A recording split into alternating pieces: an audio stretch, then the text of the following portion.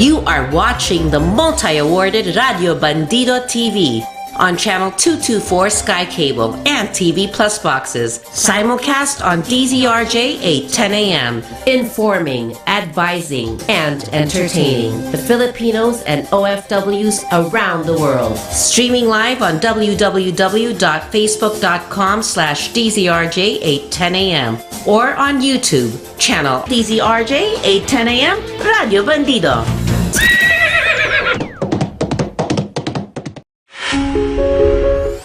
Chit Chat with Double V with host Vivian Velez is a program that breaks down important national concerns, events, and stories, featuring newsmaker interviews and compelling features to add context, clarity, and answer the questions on your mind. Every Sundays from 5 p.m. to 6:30 p.m. on Radio Bandido TV, Channel 224 Sky Cable, TV Plus boxes, GMA Affordabox, Easy Box, and all DTT boxes. Simulcast on DZRJ 8:10 a.m. Seen on Facebook/DZRJ 8:10 a.m. and YouTube channel DZRJ 8:10 a.m. Radio Bandido.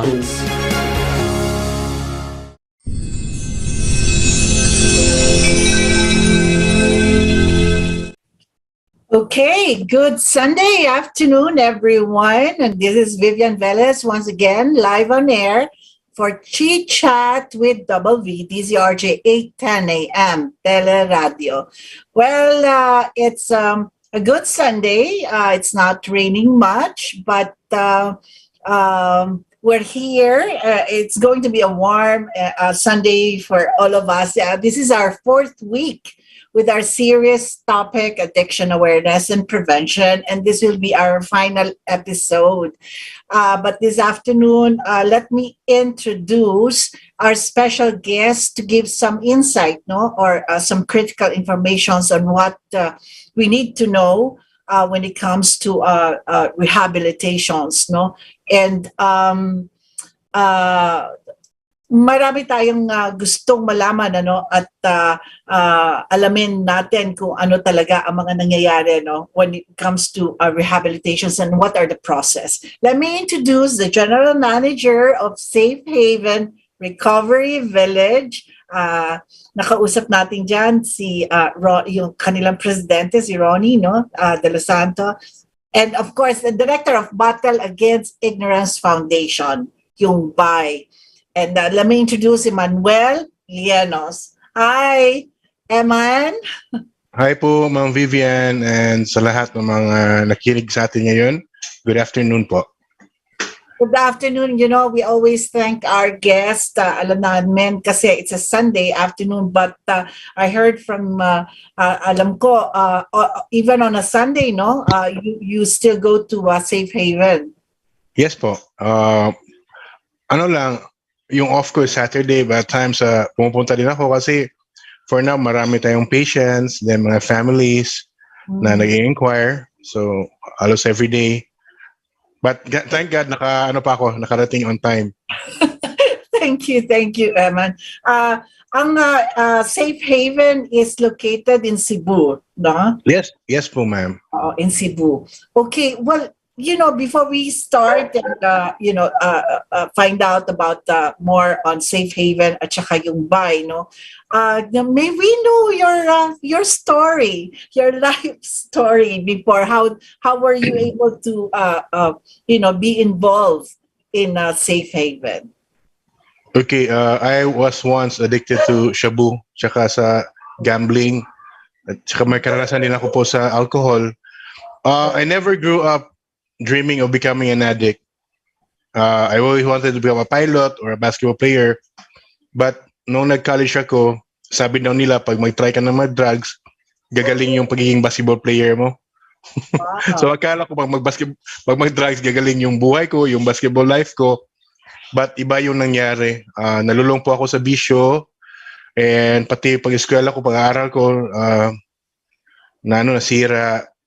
Then I've been rehab 6 times po, multiple times. But last 2015, pumunta po ako sa isang facility na more into spirituality.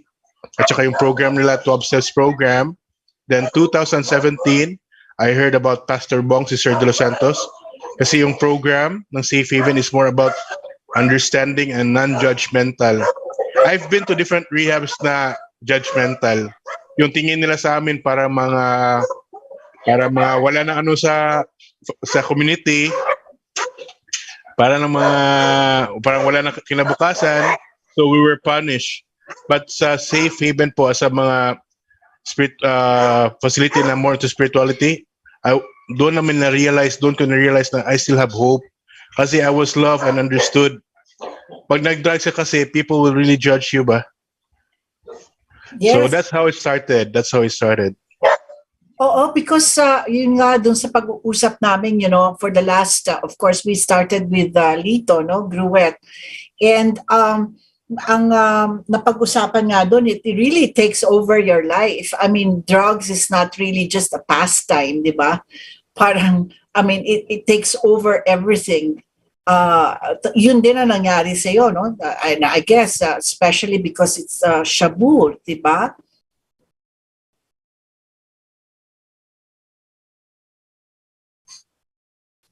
I think there's a problem with the audio. Ayaw ko talaga sa drugs because I knew na pag nag-drugs ka, masisira ang buhay mo. Correct. But I was a teenager back then. So, trinay ko thinking na hindi ako magiging addicted. But iba yung nangyari. I felt addicted to it. Then, wala na. Iba na yung priorities ko. From a loving son to a cruel son na dumating nga sa punto na munti ko na sinuntok yung mama ko, lahat ng mga gamit ko. Typical sa isang addict na magbibenta na. I almost committed suicide. Munti na ako nang pakamatay.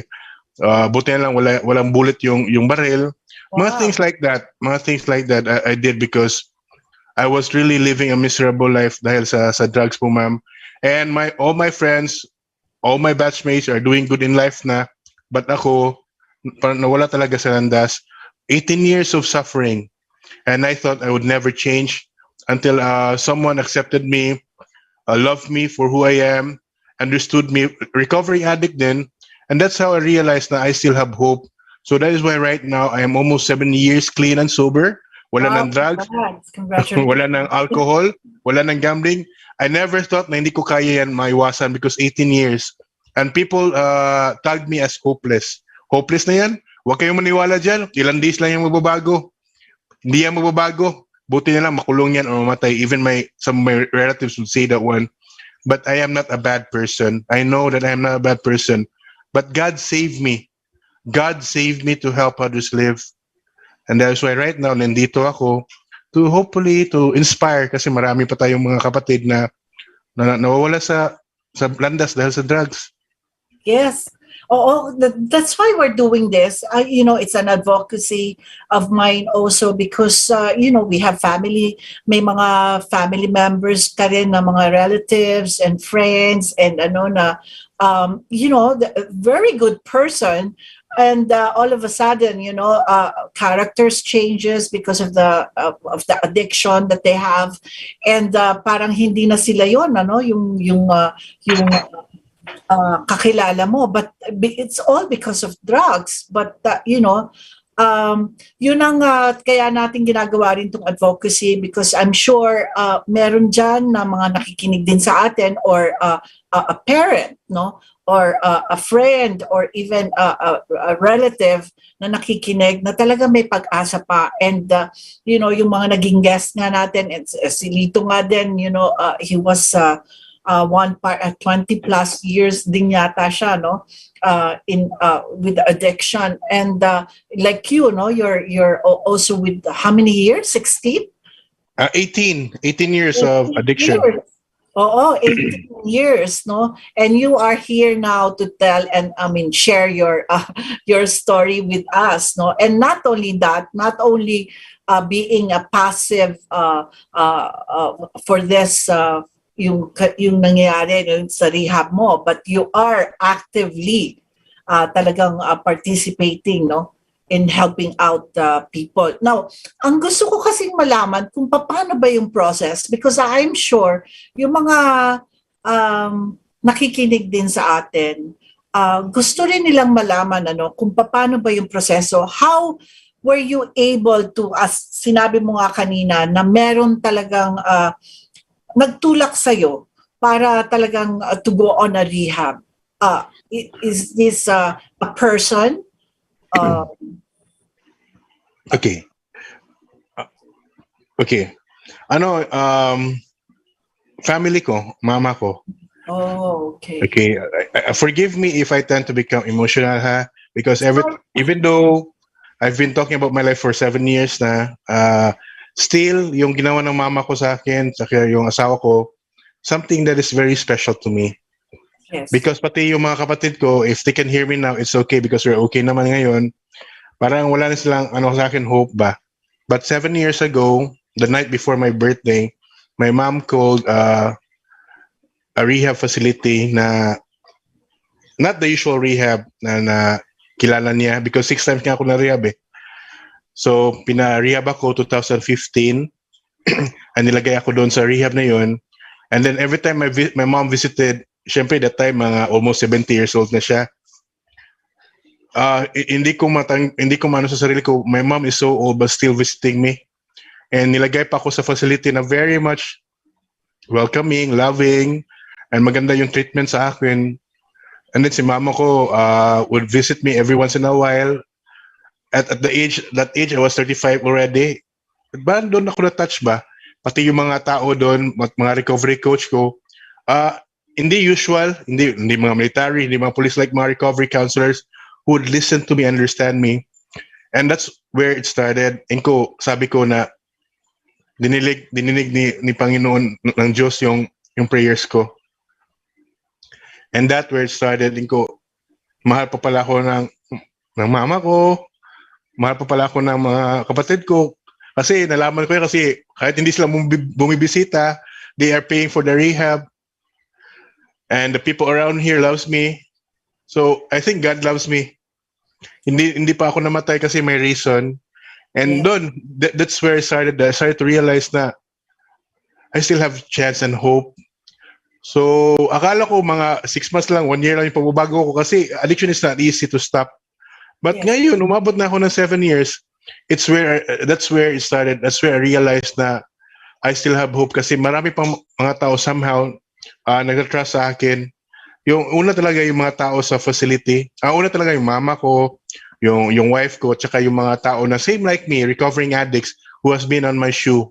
So that's why right now na I'm recovering, I have realized na this is my life now. I will dedicate my life. Hindi man lang ako nag-dedicate ng life ko sa rehab, pati sa mga barangay. I'm not asking for anything naman sa barangay because hindi naman lahat may kayang bumayad sa rehab kasi may bayad. Yes. So what I do personally, I go to barangays and talk to those who are suffering from addiction, and it makes me happy. It makes me happy na because dati ako yung sumisira ng buhay sa iba. So right now I am here to restore lives.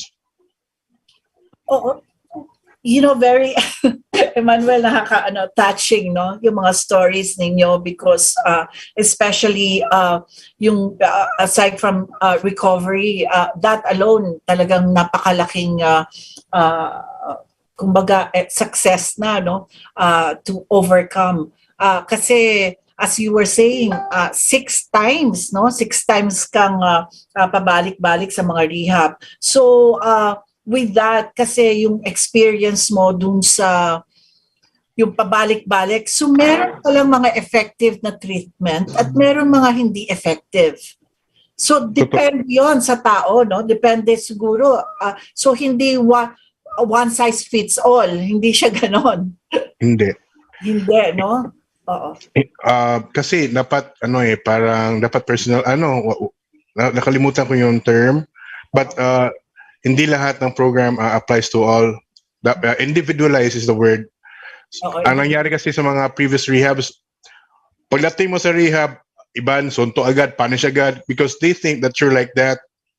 But right now, buti na lang may mga facilities na yung 12 steps program, we call it 12 steps program. When you go inside a facility na may 12 steps program, they would listen to you and accept you because they know that you have a problem and they know that you're not happy with your addiction. So come here, we will listen to you and help you. But if yung approach, condemning, judgmental, wala na. You're not allowed to talk. And then paglabas mo, same pa rin because yung mangyayari, you tend to really get mad. Why am I here? I am sick, but why am I being punished? I should be, kanyan ba? But sa mga 12-step facility, we are being heard. And that's how I started. That's how I changed. I was able to change my life. Even me before, akala ko hindi na ako mababago eh. I was really pretending, I'm okay. But deep inside, I was really hurt and it was really hard. But I cannot share it to anyone because people might judge me. But with 12 Steps program, you're open to share anything because we understand. And once you're open, that's how healing starts. Kasi without God, there's no healing din eh. Dapat talaga nakasenter si Jesus Christ.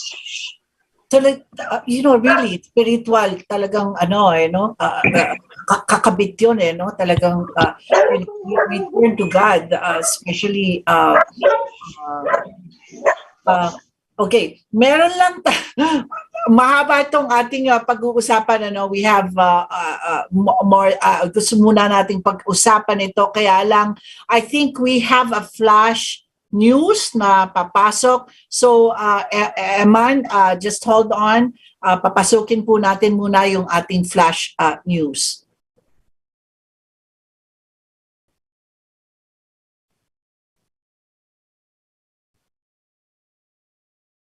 Go ahead, radio, yung ating flash news. Yes, hello. Yes, go ahead, Chris. Yes, sa kasalukuyan kasi mayroong tayong flash report dito sa Ateneo de Manila kung saan may isang shooting incident na nangyari at batay sa mga paunang ulat ay nahuli na yung suspect sa Aurora Boulevard at may 2 casualty. Flash report muna tayo at pupunta tayo ngayon sa QCPD upang makakuha pa ng iba pang detalye. Yan lang muna po. Babalik po ako mamaya para sa detalye. Maraming salamat. Thank you, Chris. Thank you. Okay, so we're back dito sa Chit Chat with our special guest, si Emmanuel Llanos. And yes, bago po tayo nagkaroon ng flash news, kung pinag-uusapan nga natin na what kind of treatment, sabi nga ni Iman, ang mahirap kasi 6 times you were going in and out of rehab, which is maraming ganong cases, di ba, Iman? Maraming nagiging in and out. Marami. Nagkakaroon ng relapse, no? Yung tawag nila, yung relapse ba yun? Mm-mm. Yes po. Kasi hindi naging effective yung program eh. So yung mangyayari sa mga clients or patients, as what we call them, nagko-comply na lang because they are being forced and they are afraid.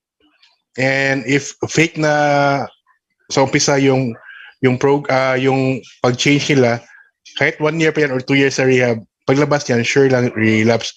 But if ever hindi presado yung program and they are being heard, being loved, and being understand, at kahit matigas pa yung ulo, basta nandyan ka lang, treating them as a person na may pag-asa, eventually they will open their lives to you. Yun ang nangyari sa akin before. I was really, wala akong trust sa mga tao ba. May trust issue ako. But, yeah, because I was treated like an animal before sa mga previous rehab ko. So, nung last rehab ko, sabi ko, 2 years ako dito, 3 years? Ganun pa rin?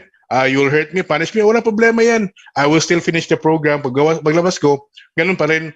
But nung sinabihan ako ng recovery coach, no bro, this is what you call 12 steps program. Here, after a month or 2, you'll be allowed to go out. May ganun pala? Yes bro, then don't worry if you're not gonna attend the session, we'll understand you. Let's talk. Kung ano problema mo, share to us. We will not judge you because we are the same. So doon nag-start, akala ko wala nang makikinig sa akin kasi doon ako parang, yung puso ko ba parang lumambot. Kasi wala naman taong gusto mag-addict eh. Nobody wants to be an addict. Kaya nga, hopefully, darating yung panahon na all treatment centers will not be judgmental. sana wala na yung mga punishment. Like say, Fabian, we don't do punishment. What we do is counseling. Kahit anong hard-headed sila o anong tigas ang ulo, we understand because we were once there. But if ever you just listen to them, eventually yung mga matigas ang ulo, magiging malambot yan because these people have hearts and these people are created by God. Alam mo, sabi nga nung sinabi mo yung mga matitigas ang ulo, naalala ko tuloy si Yorme Isko Moreno when he keeps on saying na meron, parang bulalo raw yan, di ba? Pag pinakuluan mo ng pinakuluan, lalambot din at lalambot, hindi ba? So it's really patience and and a loving way of surprise ako, no? Man, kung paano yung mga ibang rehab. I mean, before you enter a rehab, syempre, aalamin mo muna kung anong ang program, kung paano nila gagawin yung mga program mo once you're inside. So, medyo surprise ako nung sinabi mo nga sa akin na meron talagang punishment. No? Parang, kasi ang tingin ko talaga sa mga drug users and mga are victims, no? Sabi ko nga, it's a chronic disease and it treatable siya, pero in a way na yung treatment, how effective is the treatment. So talaga may punishment once you enter, it's like a prison. Yung mga ibang 100% masasabi ko yan because I was once there. Hello? So it is not, that's not an effective way of treatment, no? I think not because 90 to 99% bumabalik sa bisyo. Bumabalik siya sa bisyo. Yeah. Because how they are treated. So, pero meron ka rin bang kumbaga sa meron ka rin bang nababalitaan na on their own? Kaya ba? Meron naman because wala namang imposible ni Lord eh. Basta if you will just give everything to God and surrender, kaya naman. But mostly lang kasi yung program dapat dapat hindi I. So if ever gusto mo mabago, hindi ka magpa-rehab sa isang facility, just hold on to God. Kasi sa facility, wala naman kami yung sikreto eh. Yung sikreto, ang pinakano talaga namin, si God lang talaga. So there is hope talaga kahit nasa labas ka. But mostly talaga is inside rehab. But ang naka-center sa program is yung Panginoon. At saka Iman, I think, yun talagang napaka major Superman ang character mo siguro, no? If you're able to do it by yourself. Kasi siguro being a drug addict is you really have to leave, no ba? Kung nasaan ka, yung lugar mo, kung nasaan ka. Because your friends na who's also into addiction, maaano ka pa rin because it's kung nandun ka pa rin, let's say in the same place, di ba? Yeah, it's not easy. It's not easy. It's a daily battle.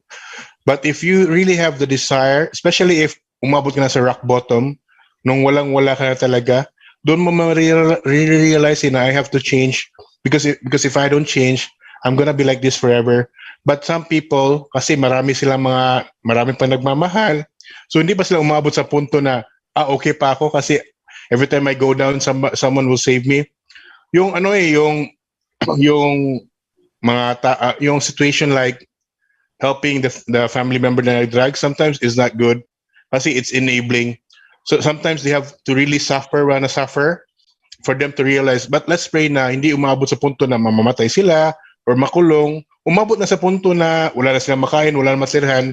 Yan, it does help. But rare lang kasi nabubuhay pa sa mga ganyang cases eh. But hopefully, kung may mga ganyan man, hindi na umabot na magpakamatay or makulong. But it's rare na dapat talaga dapat may tutulong na recovering drug dependent. When you say rock bottom, ano ang ibig? I mean, ano na ang sitwasyon mo noon at that time na talagang paano mo masasabi sa sarili mo na I've hit rock bottom? Hello? Yes, oo. Okay. Paano mo masasabi na sagad-sagad ka nga na talagang wala ka nang pupuntahan? Paano mo mag-gauge yun? Rock bottom, the complete opposite talaga sa meron. Yung zero na talaga. Kasi pag rock bottom ka, wala ka ng family, wala ka ng kaibigan, wala ka ng makain, wala ka ng tirahan, hindi mo na alam kung saan ka pupunta. Wala ka ng kamag-anak, wala na, as in wala na. And of course, paano yung addiction mo, di ba? How will you be able to sustain that? Correct. So, yan na magsa-start yung krimen, yun na, magsa-snatch ka na, hold up ka na, magnanakaw ka na.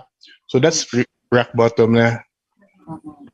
And of course, pagka siguro kung with that addiction, wala ka na sa sarili mo because kumbaga talagang yung craving mo for drugs is really, you do everything na, di ba? Correct. Once an addict, you always find a way to get drugs pa. Kahit masaktan mo yung taong pinakamamahal mo, basta makakuha ka lang ng drugs, okay na. Kasi yung mangyayari, yung brain mo parang ma-hijack ba sa substance. Yes. So yung survival mo, shabu na lang. So kaya nga yung mga ibang families, every time they go to the facility for inquiries, questions, mahal na mahal ko yung anak ko, ba't ganun? Yun yung sinasabi namin, ma'am, hindi naman kasalanan ng anak mo. Yung kasalanan niya, gumamit siya, then the drugs is taking over. Yes. Shabu. Oh. So, that's why, pag ma-hijack yung brain, wala na. Gawin na lahat para maka-drugs. Alam mo, pagka napapakinggan ko yung mga story nga, when we even started with Lito and with some of my friends, pare-parehas, almost the same ang sinapit, no, when they're really into addiction. And yun ang hindi ko lang nang nakausap ko nga si Poy is really more on sabi nga niya kasi parang may source, may pinanggagalingan na mas malalim sometimes why people get into drugs. Iba-iba kasi ang reason, di ba, Eman? As you were saying naman, ikaw naman kanina, siguro wala namang problema. It's just that because of your dream, and somebody told you, mas gagaling ka mag-basketball pagka nagda-drugs ka. So sometimes, I don't know now kasi ngayon ang informations are really medyo mas as you were saying, you go to pumupunta ka nga, no, sa mga barangay and nagkakaroon kayo ng konting you give seminars and you give your you're sharing your life, no, kung paano maging isang addict. So yun yung isang foundation nyo, 'di ba, yung ignorance.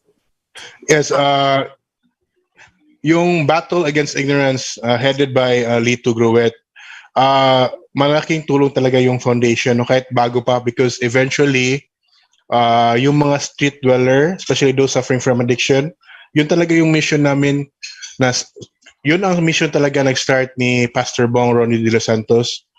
Then gusto niya kasi na lahat ng mga street dwellers matulungan natin and maka-recover sila and to have a better life.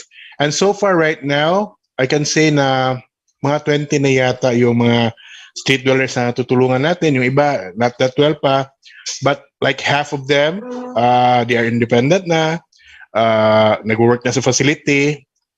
Some of them, bumabalik na sa pamilya, sila na nagbibigay. So, Battle Against Ignorance Foundation, soon, we'll be helping street dwellers. Sila na yung mapapadala ng mga clients sa safe haven na yung mga hindi talaga makabayad, yung walang-wala talaga. We will be partnering with them. I know it's not an easy job for Bro Lito Gruet and Pastor Bong, but I know wala namang imposible ni Lord eh. Hindi lang sa Cebu, pati Luzon, Visayas, Mindanao, lahat. That's our aim. And I know it's not easy, but it's not impossible. Alam mo, nakikita ko kasi of course sinusundan ko na rin sa social media, no, sa Facebook, no, yung battle yung BAI, no, yung Battle Against Ignorance Foundation. At nakikita ko nga yung mga street dweller na sinasabi mo na dati mga professor pa, and definitely because they get into drugs, and hindi na sila, yun ang tinatawag nating rock bottom, no? Dahil nobody wants to, wala nang gustong kumalinga sa kanila. Kumbaga, pati yung family nila nag-give up na. And so, kinukwento rin sa akin ni Lito, no, at the time, minsan nga daw sa jeep na siya natutulog, no? At talagang sa street na siya natutulog, and I'm sure maraming ganyan. And how do you do it? Kasi paano yun? Nakikita nyo lang sila sa daan, and you talk to them. Paano nyo ginagawa? Ano po, yung barangay po yung nilalapitan po namin, ma'am. Then we want to make sure na my family sila or any family member lang na we could ask permission, kasi ayaw din namin na mano kami kidnapping. Tama, hindi mo naman kasi kunin lang sila sa daan. Baka makasuhan ba kami. Pero but modesty aside, last year we were awarded sa Cebu City government. We didn't save even it started para maging sikat. Yung intention ni Pastor Bong, kasi si Pastor Bong talaga nag-umpisa. Nung nakita ko yung heart niya, doon lang, gusto ko lang tumulong din na yung tulong na, yung way na pag-rehab na loving, understanding, and non-judgmental. But as the years passed by, marami na kami natulungan. We were noticed by people, mga Cebuano. Then dumating na sa punto, mga taga Luzon, taga Mindanao, taga Visayas, even outside Philippines, pumunta na sa Safe Haven. Then just last year, yung city government ng Cebu gave us an award as a facility na tumutulong. I'm just so happy ba na we were recognized, and yeah, because of mga street dweller din na tulungan natin. Kasi pag ikaw yung kung ikaw yung mismo kukuha ng street dweller, hindi mo talaga maano na makaiyak ka. Much more pag nag-recover na sila. Ma'am, we are not really earning, no, we have allowance, but yung life nila ma-transform, sobra pa sa millions or bonus. Iba yung happiness pag nakita mo yung taong nagbago. So that's why we are really inspired to do more, and hopefully bigyan pa kami ng more years life ni Jesus Christ para marami pa tayong matulungan. Is the government helping the foundation? Yes, ma'am. Yes, ma'am. Starting to support us. Welcome na po kami pag sinabi naming by Foundation Safe Haven. Welcome na po kami. Oo, but what about financial? Meron ba sila tutulong? We're going there lang. Parang may permit pa yata or may ilang signatures pa na kulang. Then after that one, may tutulong na sila sa amin. We just need to complete the papers muna. Oh, because you are experts. Kasi hindi naman just anyone and just anybody can put up a rehab, di ba? Like yourself, nakita ko yung as you were saying kanina, yung program nyo napakaganda at napaka-effective. Because ako rin, I believe in that kind of treatment, no? Especially spiritual, of course, napakalaking tulong talaga yan. Without it, talagang I don't think, anybody will be successful, no? Kung military way of doing it, punishment and all, I don't think so, because if it's going to be a family member of mine, I don't want them to go through punishment, because I don't think they should be punished, no? Because they are victims. And so napakaganda nung inyong program at napakaganda nung inyong treatment. So what I'm just driving at is yung mga LGUs are not into that, kasi wala pa akong mga LGUs masyado na naririnig that they have this kind of program. na pwede nilang i-outsource or even nakikita natin well I'm happy where sometimes where I am in Pampanga in Angeles City because our mayor is really giving time to this and nakakaroon din siya yung street dwellers na tinatawag and give them medicines, vitamins and all of that, but it's not enough kasi it has to go through a process, di ba?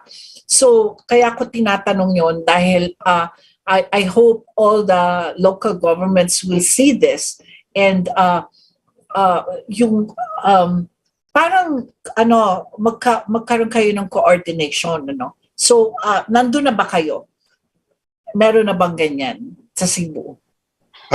Dati talaga, wala, hindi namin yan naisip muna. We were doing it on our own, but as the year pass by, unti-unti marami yung mga taong nag-ask ng help sa amin. So we have decided to ask help from the government, and right now ongoing po.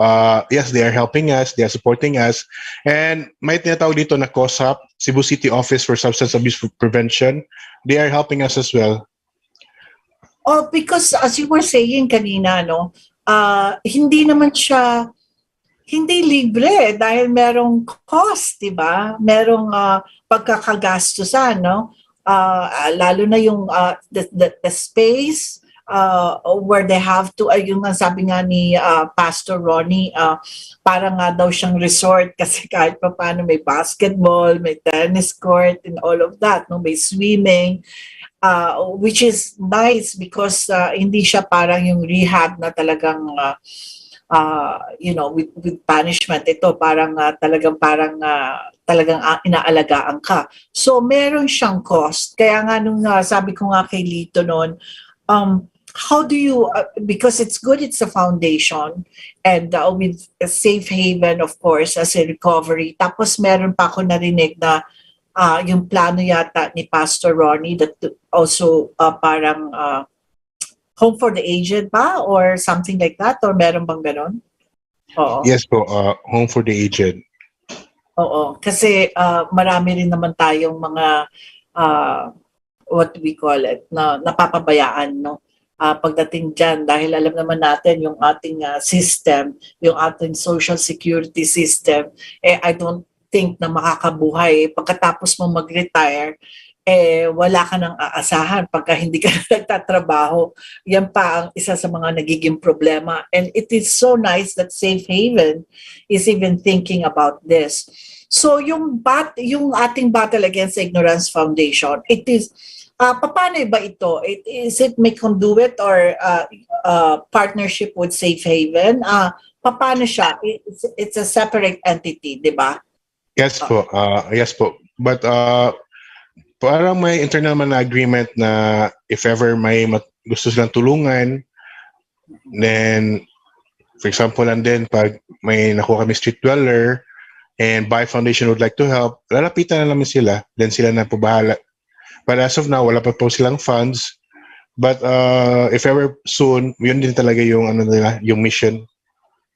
Na whatever funds na maano nila is will go to Safe Haven. Part of it will go to Safe Haven kasi audited naman yan lahat. Yeah, okay, because it's a foundation. So, ano yung nangyayari? Let's say, kunyari sa Battle Against Ignorance, yung foundation, and then Safe Haven. Paano itong process na to? Let's say, kunyari, ako ay isang magulang or ako ay isang kamag-anak at gusto kong ipasok ang aking kamag-anak or a friend, or how is it? Paano yon? How do you go about it? Do we call Safe Haven or paano yan? Just call Safe Haven. Just call Safe Haven, and if you're from Cebu, you can visit Safe Haven directly. And if ever they're gonna ask for help, and yung patient or client talaga yung mag-knock sa gate namin, we will not turn your backs talaga. We will not turn our backs on you. We will help you.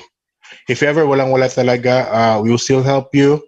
But magtulungan tayo. Maybe may sa barangay nyo or sa LGU or pamangkin nyo, relatives nyo, baka makatulong. Pero kung walang-wala and you are really desperate for help, we will help you. just call us, just visit us. So,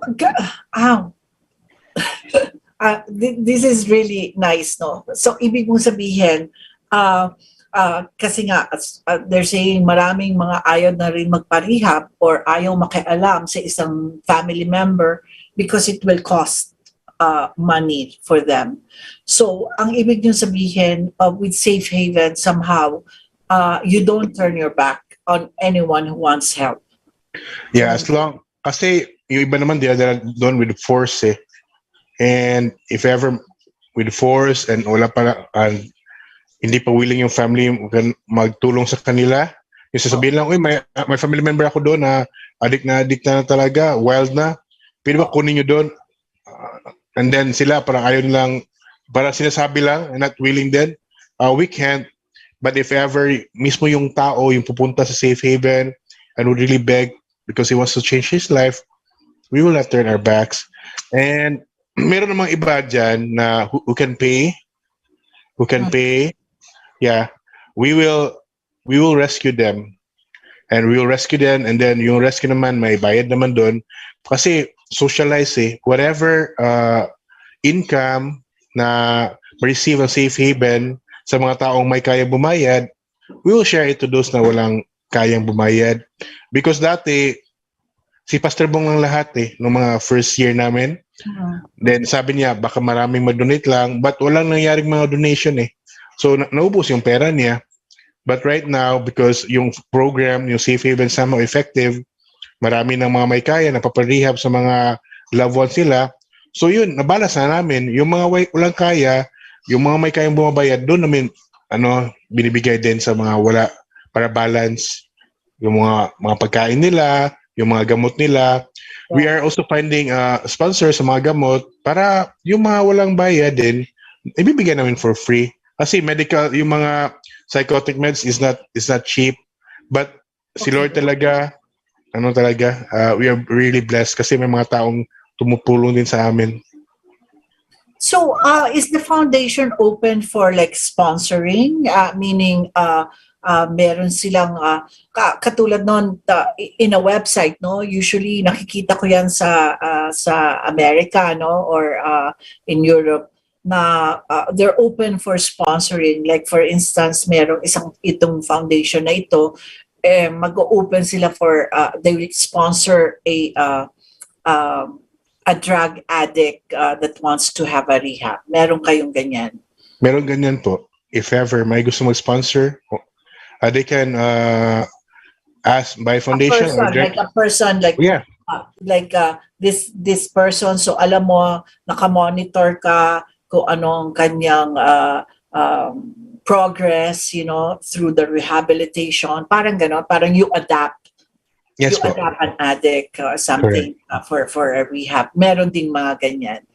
Meron po mga ganyan.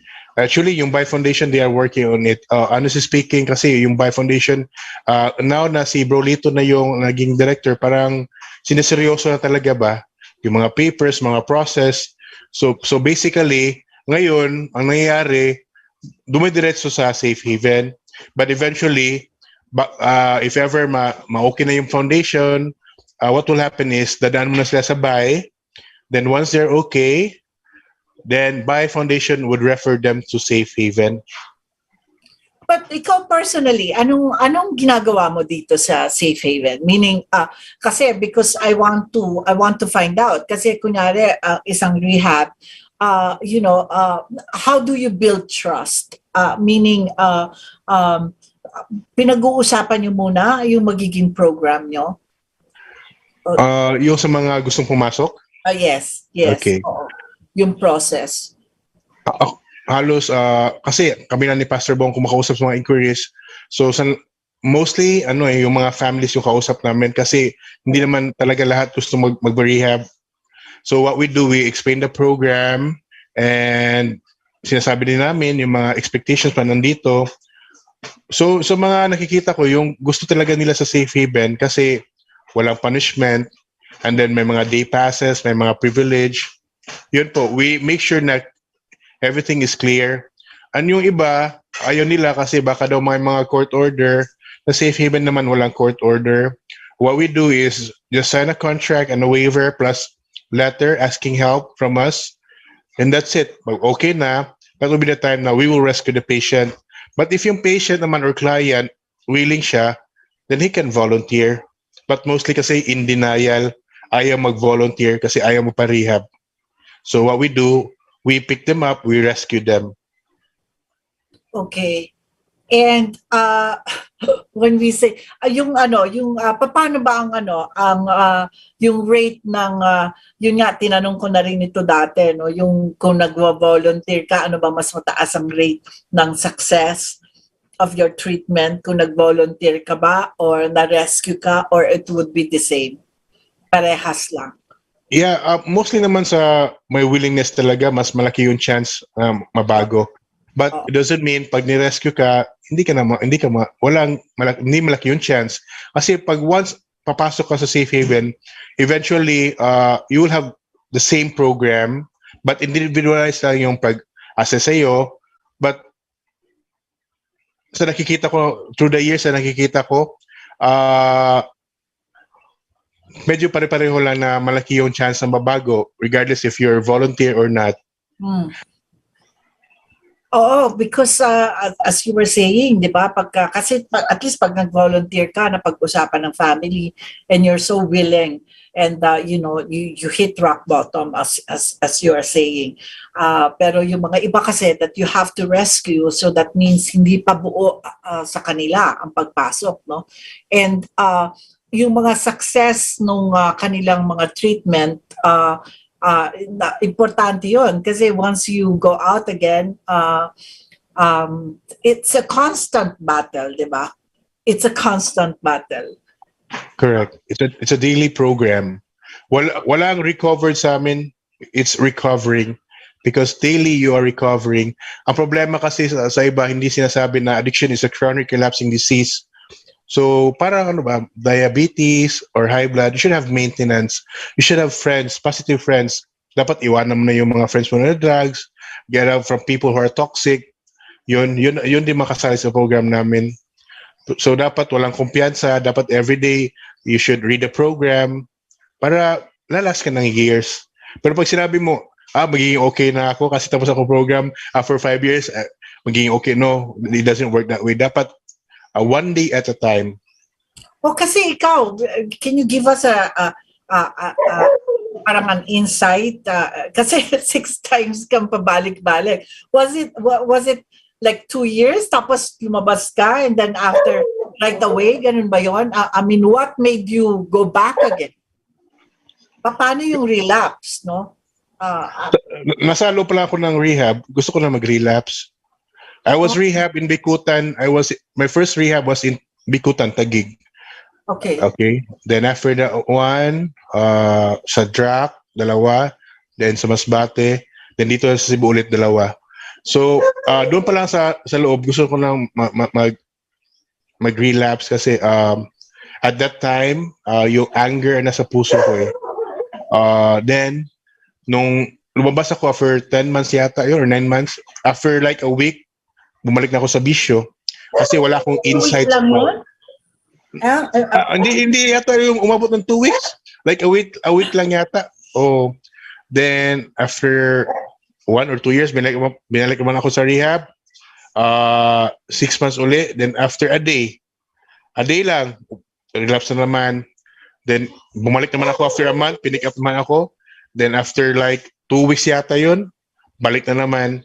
Because I'm just saying this from my own experience. I know maraming tao nakikinig sa atin ngayon, yes. But this is from my own opinion. I hope you would understand. Because I didn't, parang hindi talaga ako na sa program because wala. Yung style ba, yung way of treating us, yes. The way of treating me. But no, 2015, when I was heard, when I was not punished, when I was allowed to talk, to express how I felt, how I feel, that's where I started to realize that I still have hope. Then yung nilalagay talaga yung Panginoon sa program, doon naging may milagro yung buhay ko. Because I was not judged, but I was treated like a human being. So that's how it started. So Ivan, you mean dun sa mga rehab center na napasukan mo nung una, you're not allowed to talk. Parang ganon. There's no sharing, there's no talking. We are allowed to talk, but we are not allowed to talk anytime. Pag mag-talk ka, punishment, again, push up, face the wall, pumping pa nakaluhod, or clean the CR. You cannot eat anytime may schedule. Pag naliligo ka, 5 tabo lang. Pag magsobra yung tabo sa pagligo, inaano ka pa, physical ka pa. Pag kumakain, binibilangan pa kami ng 10 bilang. So every time we eat fast. So walang insights, walang realizations, kundi galit lang na sa puso ko. Because I was already suffering and that's how I was treated ba. So expect I mean, okay. So I didn't know na meron pala mga ganon that it's really a punishment. That's why nga si Pastor Ronnie was telling me somehow nung napag-usapan namin yan na in Safe Haven kasi it's really something that it's different, from the other rehab that we're talking about. Kasi hindi ko alam na ganyan pala. It's really like a punishment. So the difference is yung sa Safe Haven naman talaga is once ibig mo sabihin nung pumasok ka sa Safe Haven, hindi ka na wala nang relapse. Thank God, praise God po. Wala na. Pumasok po ako kasi nakilala ko man yan si Pastor Bong sa isang rehab na parang same din sa Safe Haven na 12 Steps program. And when I knew about him, when I observed him, sabi ko, ito yung gusto kong tao na makasama if mag-work ako sa rehab, yung compassionate, understanding, hindi nagpapunish. This is the program na kailangan talaga natin. So doon, nung nag-ano siya ng Safe Haven, after a month, I followed him. And then, doon ko na-learn lahat yung proper way sa pag-usap ng tao because ako sa ilang rehab ko, naging angry man ako, angry person kasi dapat pag kinakausap mo yung kliyente, dapat sigaw. But with Pastor Bong, I learned to speak softly, learn to listen. So slowly na-apply ko talaga wholeheartedly yung program, yung pagtulong. So that's why right now, I've been with Safe Haven for 6 years plus na. Because wow. 6 years na, almost 6 years na. Because when I went to Safe Haven, 1 year plus na ako nag-recovery. But I didn't want to continue working in a rehab because gusto ko mag-work sa company. But I realized na God saved me. I want me to be in this kind of program para ma-share sa lahat ba. Because for many years, yung mga program natin sa Pilipinas, yung punishment and it's not working. Sayang lang yung time, pera na ginagasto sa family. Paglabas, ganun pa rin. Diba, marami naman tayong narinig na, paglabas ng rehab, ganun pa rin yan. Oo. Yung stigma ba, no? But with Safe Haven, modesty aside, marami na tayong natulungan magbago because doon pa lang sa loob, we welcome them and love them for whom they really are, for who they really are. So it's working. It works. Yung mga street, medyo interesado rin ako doon sa mga street dweller kasi marami na rin tayo nakikita, no? Karamihan ba doon it's because of drugs? Yes po, mostly may talaga sa drugs. But yung iba naman talaga, pag akala natin drugs, lang pala, may depression, nagka-psychosis, but mostly may drugs at saka alak. Drugs and alcohol. Alcohol, yeah, correct. And as you were saying, of course, hindi mo naman pwedeng kidnapin lang sila. You have to find their relatives. And how do you do that? I mean, what is the process of really getting into their relatives? Kasi pagka nakikita ko sila sa daan means mo, talagang, siguro yung mga ibang nakikinig din sa atin, kung ano yung iniisip mo, no? Kasi una kong naiisip pag nakikita ko sa kanila, paano kaya yung pamilya nila? Naiisip pa ba sila? Alam ba nila kung nasaan sila? Or, things like that. I'm sure meron kayong alam ko meron kayong naging mga street dweller na ngayon talagang makikita mo na talagang very successful na rin, ano? Paano yon? I mean, napabayaan na ba sila ng pamilya nila? Or, yun ang mga iniisip ko eh. Yes po. Yung iba talaga, sad to say, napabayaan talaga. And if They gave up. they gave up, kung hindi lang kami pumunta doon, hindi na nila kinakausap, nagre-research kami, mostly sa barangay talaga. Then once we find out na doon nakatira yung families, we go there. And para wala lang, para kami pa yung gusto talagang matulungan. Yung family parang, hindi na yung mababago.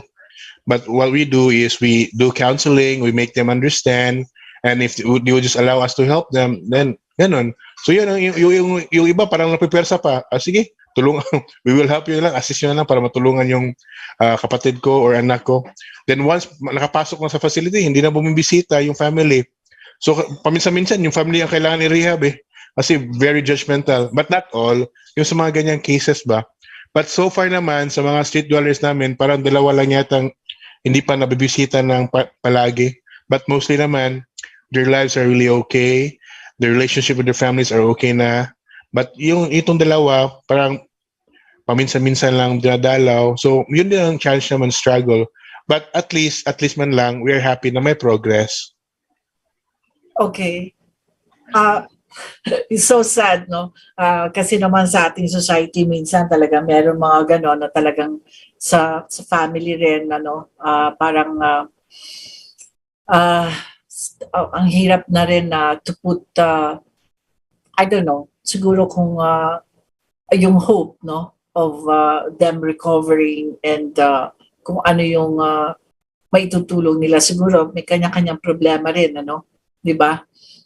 Marami rin kasi namang mga pamilya na on their own, they're also struggling, and to have someone like that, kaya nga napaka-importante ng mga ganitong program like yours, yung Battle Against Ignorance Foundation, of course yung Safe Haven, na magtulungan-tulungan talaga, kasi kung hindi talaga, it's a community problem. Nung kasagsagan nung 2016, gusto ko rin naman i-take up din ito, no? Kasi that's why I'm asking kung ang government natin tumutulong. Kasi nagkaroon ng program, no, si Pangulong Duterte noon at that time, no, yung battle against of course yung mga drugs, no. And it was kind of, maraming nagsasabi na harsh daw yung naging approach, no? Yung naging approach niya, at marami ring I mean, of course, yung maraming nagreklamo rin. In fact, meron pa rin mga ngayon na gustong magkaroon ng parang investigations, no? And even the international community. I don't know. I cannot, hindi ako makapagbigay ng comment pagdating sa ganon. It's just that para sa akin kasi, drug addicts are victims, and kung merong ganitong klase ng punishment na ginagawa sila, because as you were saying, pag wala ng pagtustos sa mga kanilang bisyo, talagang krimen na yan. And also, the use of drugs, of illegal drugs, is already criminal.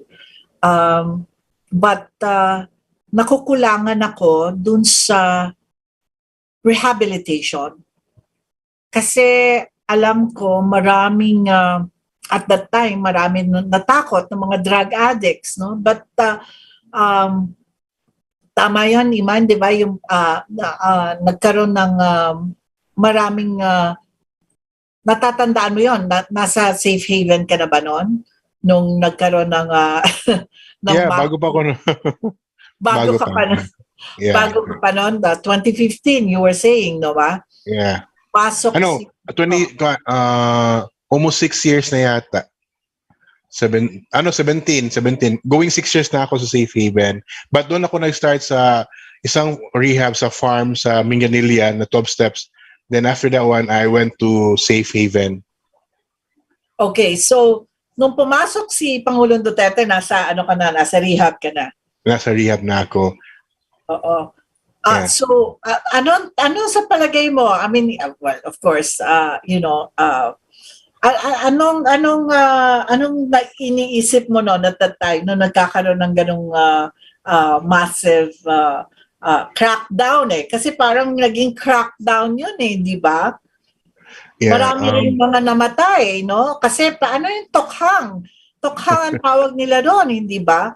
Na talagang bahay-bahay ang ginawa nilang noon. Because rampant naman talaga, di ba? Because of the shabu. Do you agree with me na talaga naging sobra yung shabu yata? Parang even the tricycle drivers, lahat na halos, no? Ang dami na ring heinous crimes na nangyayari. Anong masasabi mo rito?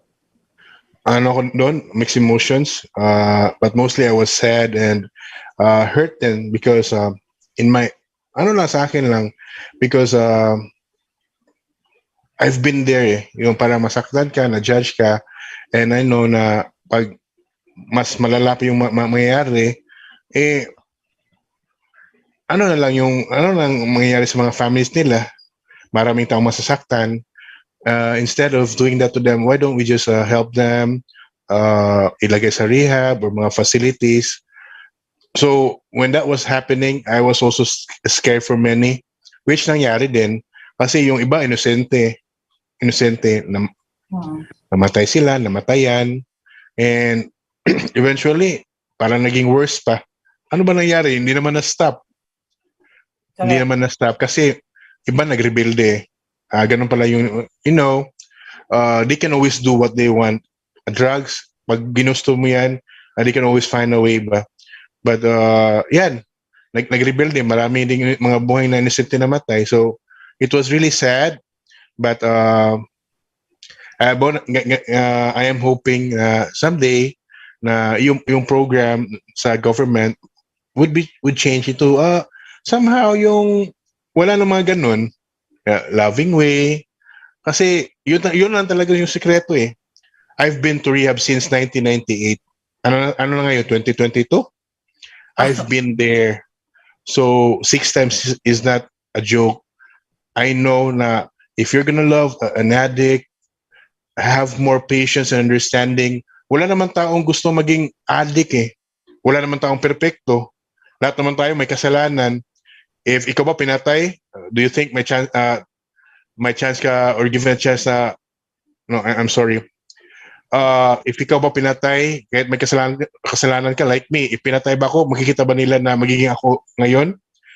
Siguro pag pinatay ako, wala akong maraming natulungan, modesty aside. So a person can always change if you will just give him a chance. Wala namang perpekto So I'm really sad sa mga taong namatay kasi if they were given a chance, siguro marami din silang natulungan kasi they were once there. Yung pinaka-effective na tao na makatulong, yung mga taong may karanasan. But if you don't have an experience, yung nasa utok mo lang, maging marites. Alam mo yung marites, ma'am? Yung hilig lang sa chismis. But if you have... but that's why, modesty aside, kaming mga recovering drug dependents, somehow effective kaming tumulong kasi we were once there and we can always give hope and strength. So, sorry napataas yung answer ko, but to answer your question, I was really sad that time. Yeah. We'll talk more about it and then siguro itong last segment natin, gusto ko rin pag-usapan na natin kung sino yung mga nakikinig kung paano tayo makakatulong. Iman, let's pause first for a commercial.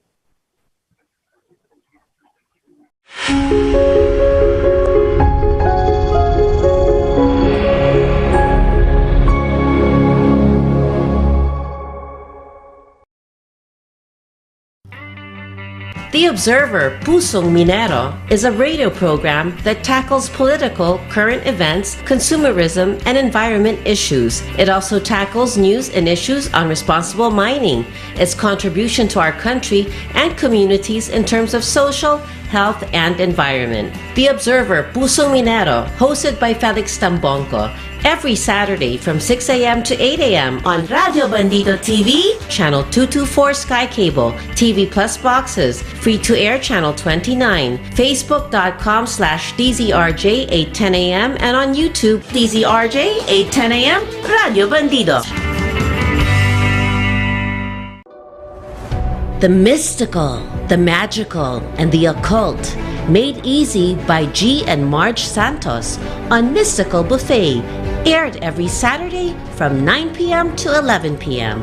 This program gives insights and guidance in the world of essential spirituality and wisdom of the ages. Its aim is to share extraordinary topics to everyday lives of ordinary people. Walk with them in a mystical, alternative, and less than ordinary path of life.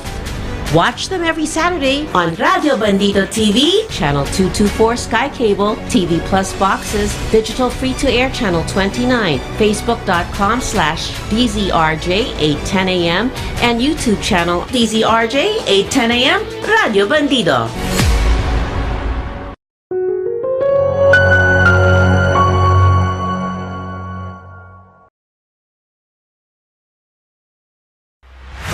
Sally Masa, with host Sunny Ilustre, digs into current events and human interests. All viewers and listeners are invited to take part in the discussion. All opinions are welcome and respected. Sally Masa is open to assist those experiencing injustice. The motto of the show is, "If God is with us, who is against us?" Seen every Saturday from 4 to 5 p.m. on Radio Bandido TV, Channel 224 Sky Cable, TV Plus boxes, digital free-to-air Channel 29, Facebook.com/DZRJ 8:10 a.m. or on YouTube, Channel DZRJ 8:10 a.m. Radio Bandido.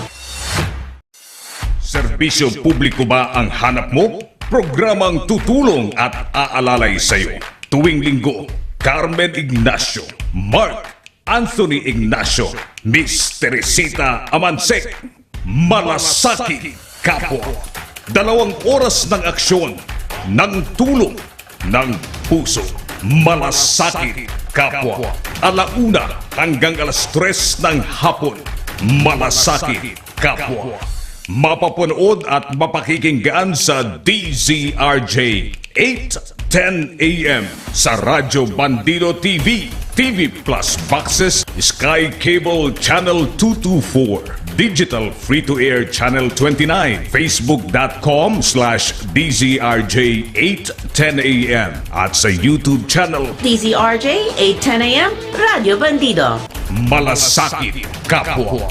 Aksyon, tulong, puso. Malasakit Kapwa.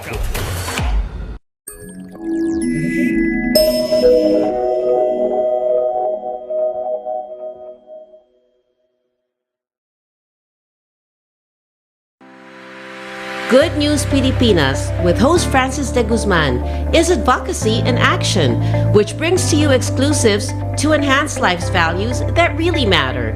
This program also brings forth guideposts on scriptural truths, giving hope to nations. Watch and listen on Radio Bandido TV every Sunday from 12 noon to 1 p.m. on Channel 224 Sky Cable, TV Plus boxes, digital free-to-air Channel 29, DZRJ 8:10 a.m., Facebook.com/DZRJ 8:10 a.m. and YouTube channel DZRJ 8:10 a.m. Radio Bandido.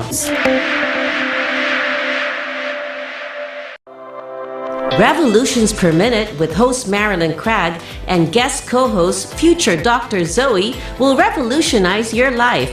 Spend lunch with them every Saturday from 12 noon to 1 p.m. This is your Love Life Teleradio with interviews with people from all walks of lives, as well as personalities, with stories that enlighten and inspire.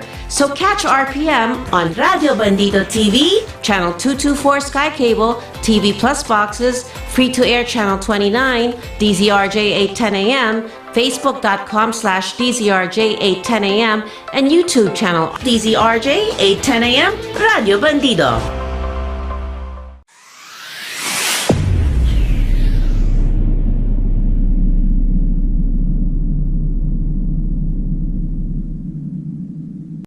Join Arnel Doria as he explores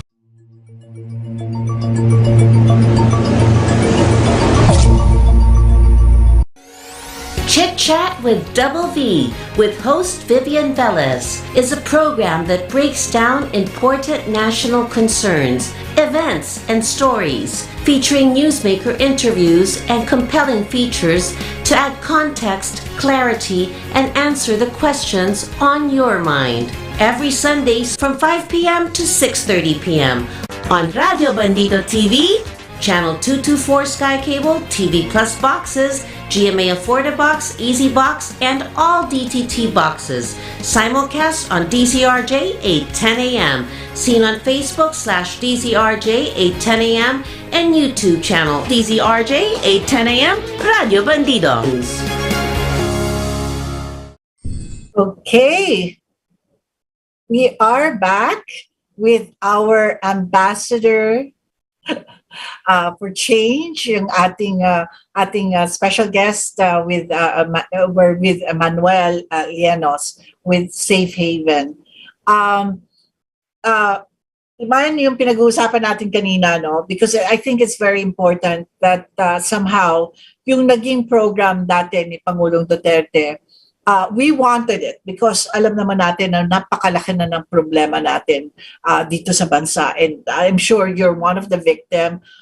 Yung shabu was, in the streets. It's so easy to get them, di ba? Parang napakadali, and I know for a fact that it was being parang pinapedal na, napakamura lang niya, that you can get a hit, and then once you get addictive, yun na yun, ano?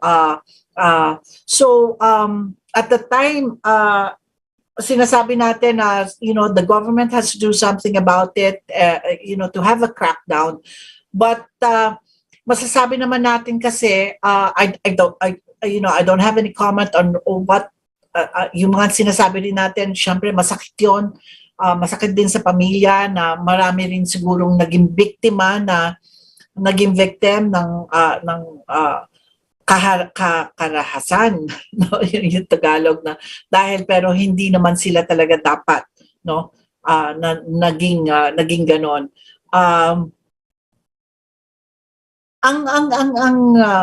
Siguro pwede ko lang sabihin at that time is talagang nakulangan ako, because alam ko may mga tinayong mga rehab centers. Meron pa nga dyan sa Nueva Ecija, they spend millions. I don't know if it was activated, kung activate ba nila yung mga rehab centers na yon. Maraming akong alam na mga victims noon at that time, mga drug addicts, na who talagang nag-surrender sila, no? Nag-surrender sila sa government, but I don't know what happened to them. Wala namang naging balita tungkol doon. Was it successful or not? Meron ka bang Iman, nabalitaan na naging successful ba yung mga programs ng government natin dati? Anong klaseng program yun, ma'am? Yung sa rehab? Di ba nagkaroon ng massive, daming ang tawag na nag-surrender na mga okay, yeah. Oo. Community-based rehab. I think that's the year na, or those years na nag-start yung CBRP, community-based rehab program. For now, marami na ako nakikita na mga nag-recover na. Yung iba naman hindi naka-sustain sa recovery kasi open eh. It's open. Dapat kasi when you're in detox or ilang months, dapat stay ka muna sa isang community na sober community talaga. But with barangay programs, it's not easy kasi everyday umuwi sila sa bahay nila. But so far naman, may nakikita akong mga nag-recover talaga. Iba nga, mga 4 years na recover na sila, because as what I mentioned, diba, pupunta kami sa barangay, nearby barangays. Yes. And these are the people na nag-avail ng program na yon sa barangay program, sa CBRP, and they are doing well. But yung mostly naman, yung iba, hindi nakasustain. But nakatulong din. Okay, so What am I driving at? Kasi importante sa akin kasi like you parang kasi it's a foundation, ano? And nakikita ko yung mga counselors kayo yung mga nagka-counsel, no? Dun sa ating mga yung mga pumapasok, no? Dito sa rehabilitation. And I think this is professionally done. Para sa akin kasi, gusto ko sana magkaroon ng ganyang program. You know, like yung BAI, yung foundation ninyo, at saka yung Safe Haven would be parang to facilitate, no? Na mag-facilitate dun sa mga local governments natin because they have the funds. Mahirap talagang kumuha rin ng mga sponsors, especially here in the Philippines. Siguro abroad mas madali pa, pero problema rin yan ng lahat sa buong mundo. Yan ang problema natin, ano. Pero kung a local government will be helping in a way na magkaroon kayo ng parang an exchange, no? Or somehow, no? Sabi ko pa nga, I even made an opinion last week na sabi ko sana mag-start yan because Poy was saying na mag-start at least dun sa source, which is bata pa lang, sana magkaroon na ng life skill program sa ating sa education. Do you think this will help? Yes po. Actually, ma'am, yung program ngayon yung Cebu City Office for Substance Abuse Prevention, sila yung office talaga na tumutulong sa mga people Local suffering government addiction. to. Ito Yeah, ay local local government. Correct po. And Nationwide ba yan? Nationwide? I'm not sure with COSA, but right now it's with Cebu City. Yung ginawa nila, nakikonnect po sila sa amin sa mga recovery counselors. Dati kasi, yung tinatap lang nila yung mga PNP, yung mga military to provide awareness program.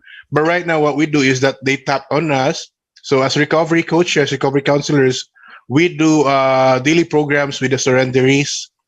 So kami na yung partner nila kasi nakita nila yung 12 steps program na ginagamit naman is effective. Yeah. So yung ginawa nila, it's a combination from PMP, yung mga doctors, then mga recovery counselors po na kami. Dati wala kami, but right now nung nakita nila na effective yung 12 steps program, so kami yung naging parang mga kuya na mga suffering drug dependent. Kasi hindi sila makakonect kasi wala silang alam, wala silang experience. So kami yung mga na-experience, nag-recover, so kami yung somehow yung direct kuya nila sa program nila sa barangay. Oo, so that's good news, no? At least dyan sa Cebu, nangyayari na yan. So we'll find out. Siguro, we'll find out kung sa ibang mga LGUs meron na rin ganyan, ano? Is it enough? Do we have enough counselors? Meaning, like yourself? Kulang. Kasi, kulang talaga. Parang, I think it's like 1 to 15, 1 to 20 yung nangyayari ngayon eh. One counselors to 20 clients or 15 clients. And, alam mo naman, maraming issues to ang bawat isa. So, dapat talaga 1:5. But right now, what's happening is 1 to 15, 1 to 20, or more pa. So parang in a classroom, di ba? Siyempre, mas maliit yung classroom, mas more effective, di ba? So why is that? Meron ba tayong mga seminars? So if people are interested to be in this kind of program? But of course, I know for a fact na alam naman natin yan na mas effective din naman kasi yung mga counselors that went through it, di ba? Parang yung dumaan, kasi yung experience mo and all of that, then you understand, no? Pero meron bang ganito? Yeah, meron naman talagang training for recovery coaching, recovery counseling. But there's payment din kasi ako, nung nag-training ako, I paid for it. But sana darating yung panahon na yung local government will sponsor those mga especially those na nag-recover sa barangay program. Yes. Kasi marami talagang gustong kasi nakita nila kami eh. So coach, kuya, sana maging katulad din kami. Paano ba mag-training sa coaching, recovery coaching? So we tell them na yung iba may bayad. But we are planning din sa Safe Haven na mag-sponsor for free sa kanila para we can teach them. And kung wala na kami, for example, sila na yung mag-train sa mga bagong victims ng drugs. Oo, hindi kasi importante ito, no? Kaya naitanong ko rin kasi yung kung enough nga yung counselors natin because with this tamang-tama sana kung may mga nakikinig sa ating mga LGUs, and we're not stopping here, siguro somehow we can help also go to our local governments nationwide para magkaroon tayo ng ganitong klaseng program. And not only that, at least masustain din natin yung mga recoveries na magagaling. Kasi marami namang magagaling dyan ng mga recoveries na mga, naging victim lang dito sa drugs, and they can help. Nakita ko po yung isang street dweller nyo in your Facebook na dating professor, no? Na victimize lang, no? Si Kuya Berta. Oo, pero recovered na siya. And, so those would be really mga success stories ng ating mga addicts before, yung ating mga illegal drug addicts before, pero ngayon recovered, and they can go back to a society that they'll be welcome, tapos magiging ano pa sila, facilitating change, as you said, sinasabi mo, di ba? True. Oo. So sana magkaroon ng ganito, and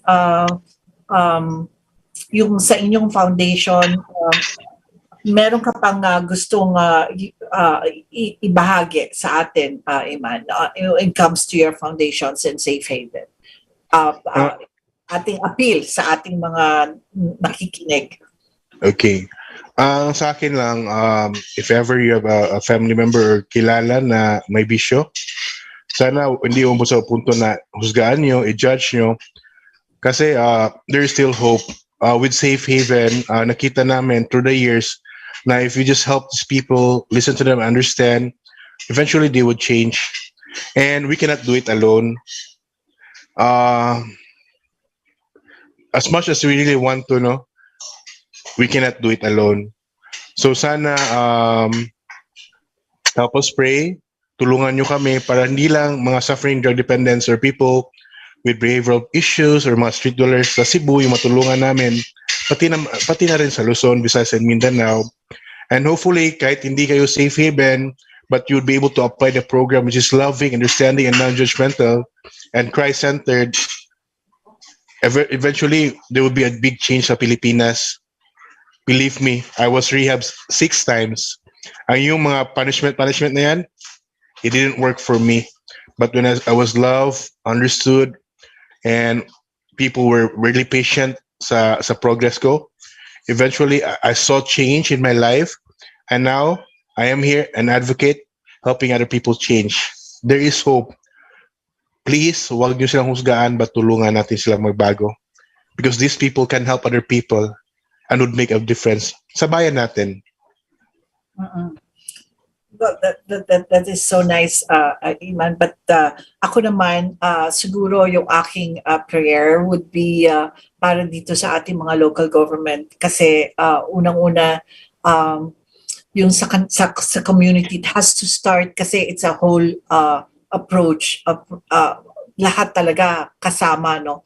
Especially with the local governments kasi meron silang resources, to help the community.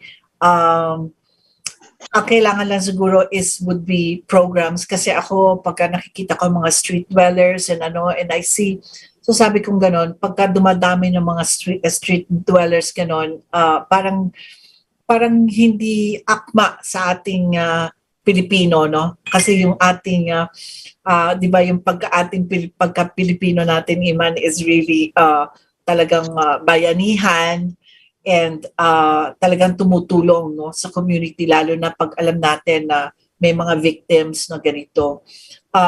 Siguro, I will, because this is going to be our last episode, but of course, in the future, magkakaroon pa rin tayo ulit dito. We 4 weeks po natin ginawa ito just to have awareness. And of course, napaka-importante, di ba, Iman, yung ating prevention. So yung prevention, I was suggesting na sana, maski sa school, maumpisahan na ito, yung awareness, yung ignorance, yung buy ninyo, because it's really battle against ignorance. Marami tayong nabibiktima because they don't know, like as you were saying, sabi mo nga, you were enticed to take drugs because you think you will be much better, di ba? A better sports in sports, which is a lie, no? Kasinungalingan.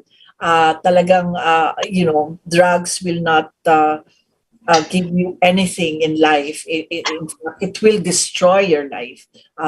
Yung mga nakausap natin yan, si Iman, yung kanyang experience. So we just hope that thank you so much, Imam, for really sharing your story. Sabi nga nila, God saved you really to be able to help save those who are still lost in life.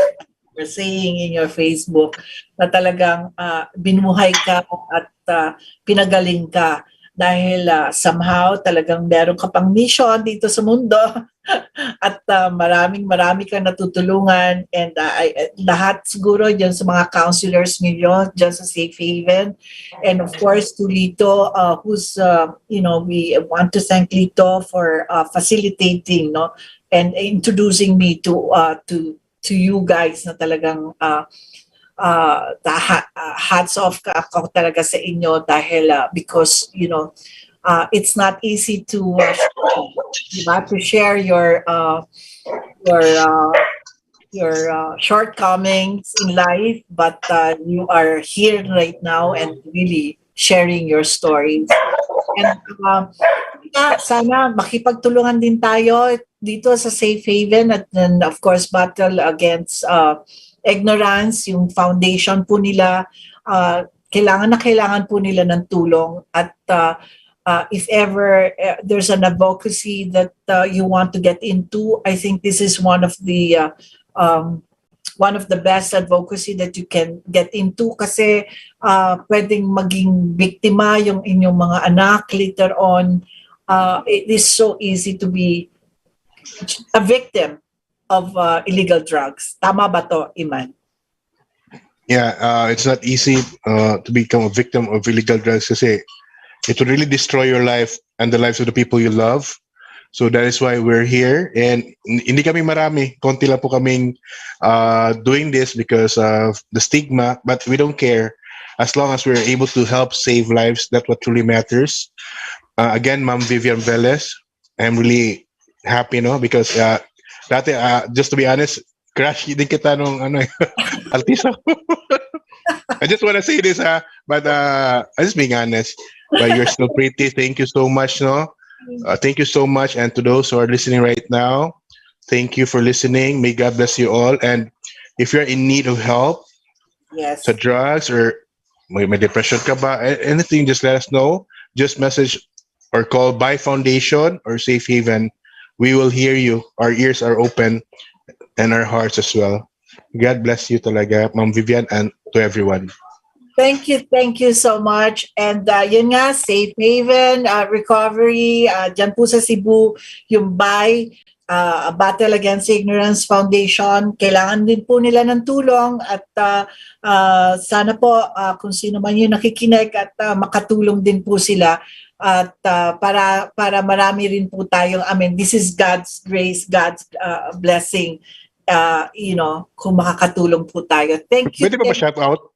Yes, shout out, please. And shout out din ako kay Bear. Bear, talagang wala kang every Sunday. Please, greet anyone you want. First of all, I would like to thank God for everything, because without Him, I am nothing. To my mama, to my wife, to my children, to my kapatid, relatives. Can you name them? The names? Sige. Si mama ko is listening right now, Susan Lianos. Si Pastor Bong, no, yung my mentor, si Lito Gruet. Thank you so much, bro, ha. Ikaw yung nag-connect sa amin dito. Sa mga staff ng Safe Haven, mga kapatid ko, May, Tupper, Uying, Inday. Dati ko yung mga kaaway, but right now they love me. Mga anak ko, si Patty, Chloe, Angel, and to my lovely wife and loving, beautiful wife, Ava. Then sa mga nakalimutan ko, pasensya na. To my batchmates high school chubbies. Sa lahat-lahat, And Ma'am Vivian, once again, I thank you so much. Oh, it's my pleasure. Thank you so much for sharing your beautiful story. And thank you for helping out. And, talagang God sent kayo. Thank you so much. And thank you to our listener. And we'll see you again next Sunday. Thank you, Vivian. Thank you. God bless. Bye-bye. The views and comments of the hosts and guests are not necessarily those of the station.